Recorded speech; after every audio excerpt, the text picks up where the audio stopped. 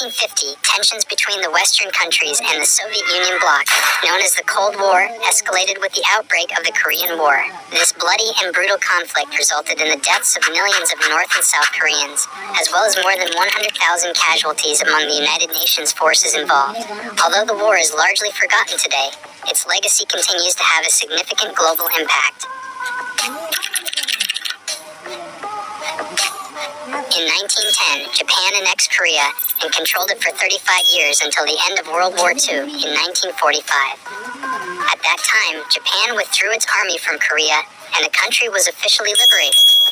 After the war, Korea was divided into two occupation zones along the 38th parallel, with the northern zone being managed by the Soviet Union and the southern zone being administered by the United States. In 1948, as the tension heated up, the occupation zones became two independent states, the Communist Democratic People's Republic of Korea in the north, led by Kim Il-sung, and the Capitalist Republic of Korea in the south, led by Syngman Rhee. Both governments claimed to be the legitimate rulers of all of Korea, and neither accepted the border as permanent, leading to conflict between the two Koreas.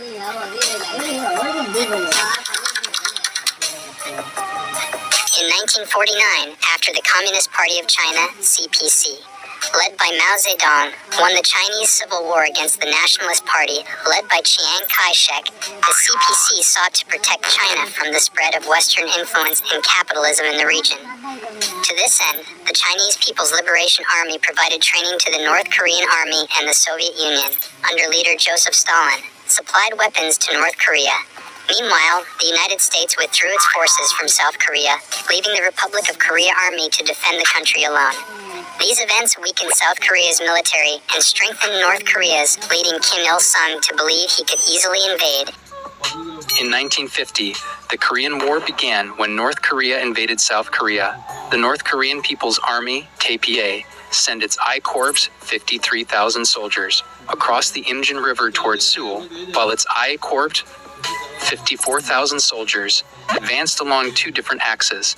The KPA entered Seoul on June 28, but the South Korean government and army did not surrender, as the North Koreans had hoped.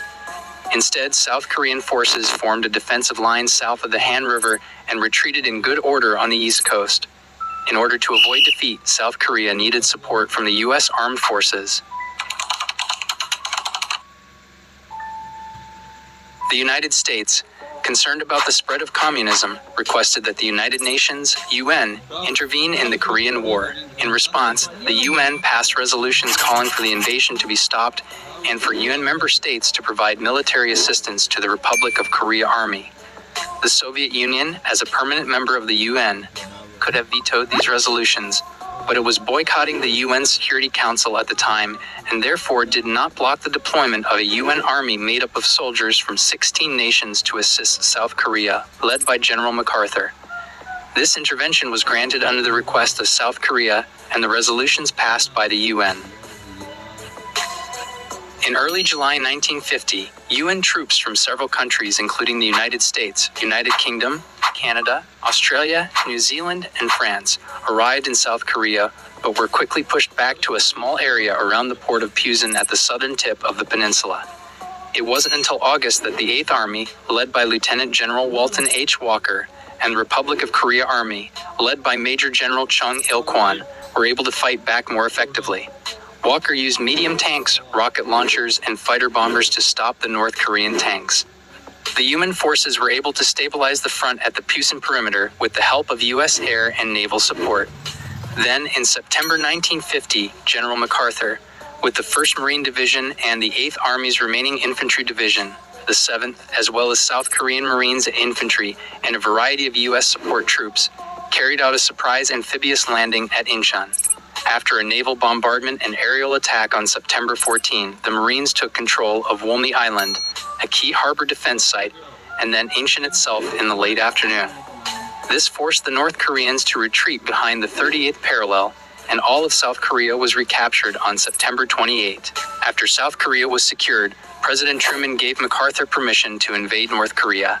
The UN, urged by the U.S. government, approved the move across the 38th parallel on October 7, 1950, with the goal of unifying the country under a non-communist government.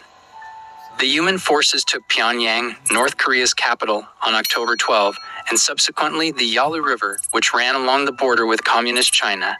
Seeing their communist allies in the north being defeated by capitalist forces, China deployed 250,000 troops to assist the North Koreans. The UN soldiers were forced out of North Korea with heavy losses, and Seoul was seized by Chinese and North Korean forces in January 1951. In early 1951, the Chinese offensive slowed down, and the United Nations Command, with support from the revitalized 8th U.S. Army led by General Matthew B. Ridgway, regained control of Seoul and pushed back to the 38th parallel. From that point on, the battle lines remained relatively stable, leading to a stalemate in the conflict. The Truman administration abandoned its plans to reunite North and South Korea, opting instead for limited goals in order to avoid escalating the conflict into a Third World War involving China and the Soviet Union.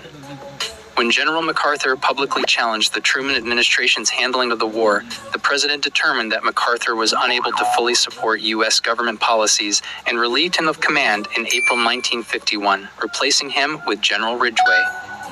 On December 2, 1952, President-elect Dwight D. Eisenhower traveled to Korea. He concluded that the United States could not indefinitely remain on a static front and continue to suffer casualties without any visible results.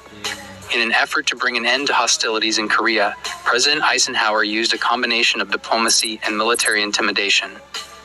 On July 27, 1953, an armistice was signed, ending organized combat operations and leaving the Korean peninsula divided along the 38th parallel, much as it had been since the end of World War II. The armistice was not a peace treaty, and technically the Korean War has not yet been resolved. The two sides have remained in a state of ceasefire, and a demilitarized zone, DMZ, has been established along the border between the two Koreas to separate them. In the years following the armistice, relations between the two Koreas have been strained, with occasional flare-ups of violence and tension. On the Western Allies' side, the involvement in the war demonstrated its willingness to combat aggression and strengthened President Eisenhower's position in Europe as he worked to organize European military defense under the North Atlantic Treaty Organization.